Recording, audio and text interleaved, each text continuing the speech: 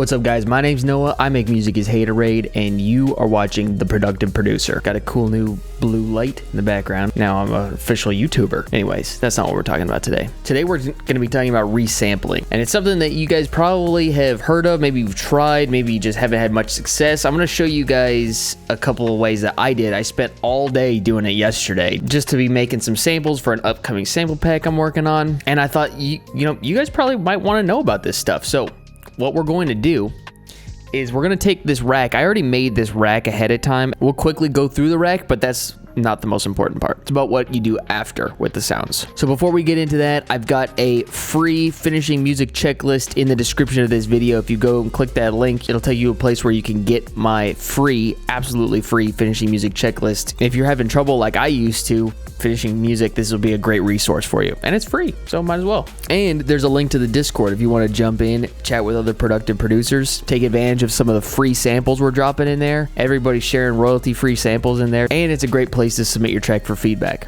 So, all right, let's get the headphones on and get to work. Real quick, this is a very basic rack. I got this from Dr. Ozi's tutorial on his one knob growl rack. You can watch that. I'll link that in the description. But essentially, what this does, it allows the movement to be mapped to one knob. And that's the main part of resampling, is movement. You want to have changes in your sound while you're recording it, which we're going to get into right now. If you don't have any changes, it's going to be hard for you to pick up on those things and really shape them into something different and new. What we're going to do here is we're going to take this and we're going to route the audio from the bass, which is right here, into this channel, which is 27 audio. This has a bunch of processing on it, but we'll go over that in a minute. And one more thing too is I have a lot of pitch bends going on in here. You see all these pitch bends, just really crazy stuff. You could draw all this in manually. You can also highlight a section, draw it, put it in shapes that way. So what I'm going to do is I'm going to sort of speed this process up so you guys don't have to sit through all of this, and then we'll go through what to do with it after.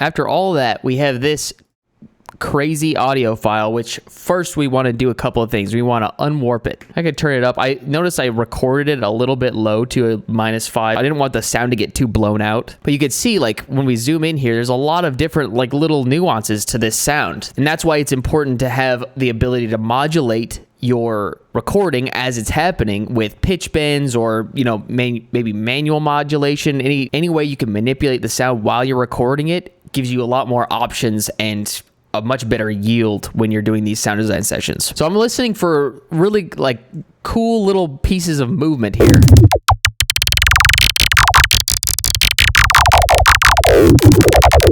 I like that. So I'm going to grab a piece of that. And now what I could do is I could either process it right there and be like, all right, yep, that's good. We're just going to fade that. Or we can take it to a new channel and process it completely differently, like something really crazy.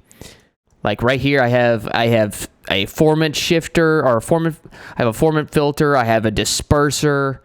I've got a combs filter, a couple of crazy EQs, saturation, soothe. I've got all of these different options. And then at this point now, I can even take it down an octave and see how that sounds. I think that sounds pretty cool. Could probably use that as a bass one shot or something. So it's important too. You want to, like, key label these things and be like, all right, let's figure out what key it is. I usually have a tuner right here that'll try to tell me, but sometimes it's really hard to find the key. I think it's right there that E is the tone there, so I'm just gonna choose E. And then I can export it. I have a folder here for bass one shots. We'll call this one YouTube, and we'll label it E. And then we just export it, and then we move on. How about this one right here? That sounds like a Reese. Okay, so that one's pretty clearly D. Let's switch the disperser to D. And then we'll label that one Reese's. So another thing we could do, we could get even more meta and resample this resampling session. So let's try that. Let's put on one of my favorite resampling plugins, Portal. This thing is so dope.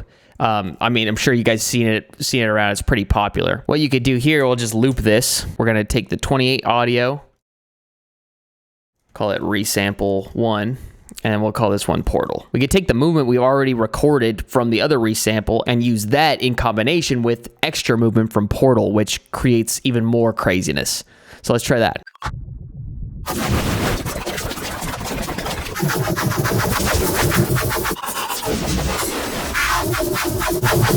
So now we could take this Portal and we could just decide to process it how it is down here. That might be cool. It's like some cool textures. Let's try taking that and reprocessing it on this channel. Ooh, that sounds sick. That might be a great glitch sound you could add in like in the space in a fill if you're making some dubstep or bass house. Let's try adding a formant. Ooh, yeah, that's it.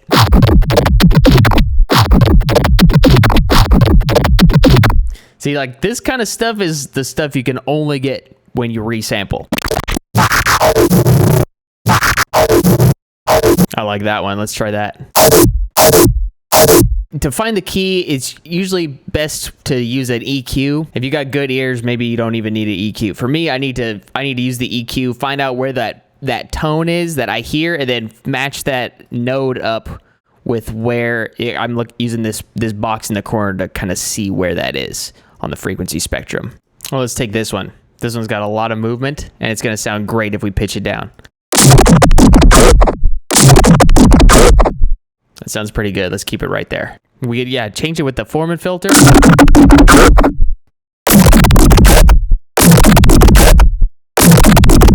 I think this one's going to be a glitch.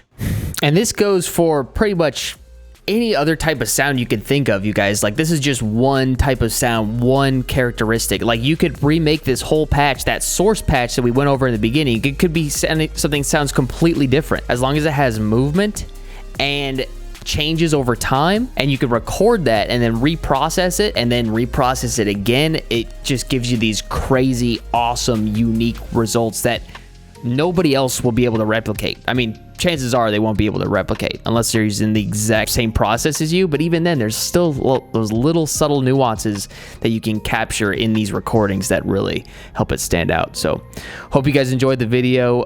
Thanks for watching all the way to the end. Remember that free finishing music checklist in the description of this video, and we'll see you guys in the next video. Peace.